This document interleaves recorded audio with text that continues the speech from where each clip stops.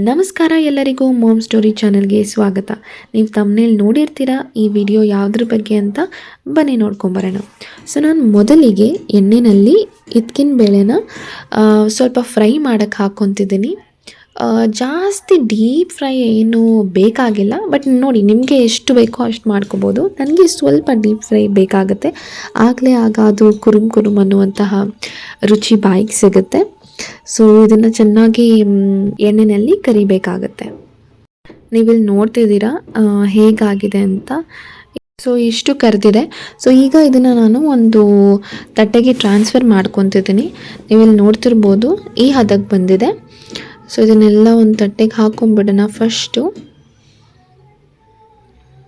ಒಂಥರ ಗರಿ ಆಗಿದೆ ಅಲ್ವಾ. ಸೊ ನೋಡಿ ಹೀಗಾಗಿದೆ. ಇಷ್ಟು ಕರೆದ್ರೆ ಸಾಕು. ಈಗ ಇದೇ ಎಣ್ಣೆಯಲ್ಲಿ ನಾವು ಸ್ವಲ್ಪ ಕಡಲೆಕಾಯಿ ಬೀಜ ಕೂಡ ಫ್ರೈ ಮಾಡ್ಕೊಳ್ಳೋಣ.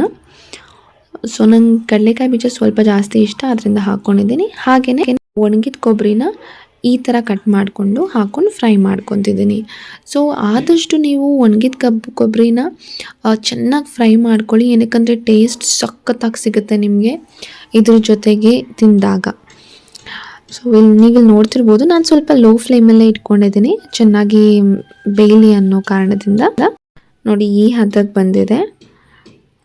ಸೊ ಈಗ ಇದನ್ನು ಅದೇ ತಟ್ಟೆದಲ್ಲಿ ಹಾಕ್ಕೊಳ್ಳೋಣ. ಇದನ್ನೆಲ್ಲ ಹಾಕ್ಕೊಂಡಿದ ನಂತರ ನೋಡಿ ಹೀಗೆ ಕಾಣಿಸುತ್ತೆ. ನಾನು ಇದನ್ನು ಸೈಡಲ್ಲಿ ಇಟ್ಕೊತಿದ್ದೀನಿ. ನೀವಿಲ್ಲಿ ನೋಡ್ತಿರ್ಬೋದು ಎಷ್ಟು ಚೆನ್ನಾಗಿ ಬೇಯ್ದಿದೆ ಅಂತ. ಸೊ ಇದೆಲ್ಲ ನೀವು ಒಂದು ತಟ್ಟೆನಲ್ಲಿ ಹಾಕ್ಕೊಂಡಿದ ನಂತರ ಸ್ವಲ್ಪ ಹೊತ್ತು 1-2-3 ಮಿನಿಟ್ಸ್ ಹಾಗೆ ಬಿಡಿ. ಅದಾಗಿದ ನಂತರ ನಾನು ಅವಲಕ್ಕಿಯನ್ನು ಕೂಡ ಫ್ರೈ ಮಾಡ್ಕೊತಿದ್ದೀನಿ. ಅವಲಕ್ಕಿ ನೀವು ಹಾಕಿದ ತಕ್ಷಣ ಒಂದೇ ಸಲಕ್ಕೆ ಫ್ರೈ ಆಗೋಗ್ಬಿಡುತ್ತೆ, ಒಂದು ಸೆಕೆಂಡ್ಸ್ನಲ್ಲೇ. ಸೊ ಇವಾಗ ಅದನ್ನು ಕೂಡ ಇದೇ ತಟ್ಟೆನಲ್ಲಿ ಹಾಕ್ಕೊತಿದ್ದೀನಿ. ನೀವಿಲ್ಲಿ ನೋಡ್ತಿರ್ಬೋದು ಎಷ್ಟು ಚೆನ್ನಾಗಿ ಫ್ರೈ ಆಗಿದೆ ಅಂತ. ಎಲ್ಲ ಕುರುಮ್ ಅನ್ನುತ್ತೆ ಅಲ್ವಾ, ಹಾಗೇ ಬರುತ್ತೆ. ಸೊ ಹೀಗೆ ಬಂದಿದೆ. ಸೊ ಈಗ ಏನು ಮಾಡೋಣ ಅಂದರೆ ನೋಡಿ ನಾನು ಸ್ವಲ್ಪ ಸ್ಪ್ರೆಡ್ ಮಾಡಿ ಹೀಗೆ ಇಟ್ಟಿದ್ದೀನಿ. ಇದಕ್ಕೆ ಸ್ವಲ್ಪ ಚಿಲ್ಲಿ ಪೌಡರ್ ಹಾಕ್ಕೊಳ್ಳೋಣ. ನಿಮಗೆ ರುಚಿಗೆ ಟೇಸ್ಟ್ ಎಷ್ಟು ಬೇಕು, ಖಾರ ಎಷ್ಟು ಬೇಕು ಅಷ್ಟು ನೀವು ಹಾಕ್ಕೋಬೋದು. ಅದಕ್ಕೆ ಸ್ವಲ್ಪ ತಕ್ಕಂತೆ ಸಾಲ್ಟ್ ಹಾಕ್ಕೊಳ್ಳಿ. ಹಾಕಿದ ನಂತರ ನೀವು ಹೀಗೆ ಚೆನ್ನಾಗಿ ಕಲಿಸ್ಬೇಕಾಗತ್ತೆ. ನೀವು ಕೈಯಿಂದ ಕಲಿಸೋ ಬದಲು ನೀವು ಈ ಥರ ಮಾಡಿದ್ರೆ ಅದು ಎಲ್ಲ ಕಡೆ ಹರಡುತ್ತೆ. ಇದಾಗಿದ ನಂತರ ನಾನು ಸ್ವಲ್ಪ ಟೇಸ್ಟ್ ಮಾಡಿ ಕೂಡ ನೋಡ್ತೀನಿ ಹೇಗಿದೆ, ಕರೆಕ್ಟಾಗಿದೆಯಾ ಸಾಲ್ಟ್ ಎಲ್ಲ ಅಥವಾ ಖಾರ ಎಲ್ಲ ಅಂತ.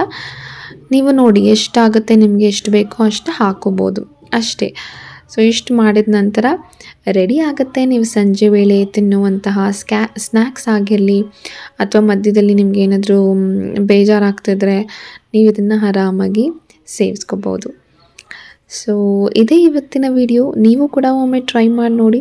ಇಷ್ಟ ಆದಲ್ಲಿ ಲೈಕ್, ಸಬ್ಸ್ಕ್ರೈಬ್ ಹಾಗೂ ಬೆಲ್ ಬಟನ್ ಕ್ಲಿಕ್ ಮಾಡೋದು ಮರಿಬೇಡಿ. ಧನ್ಯವಾದಗಳು.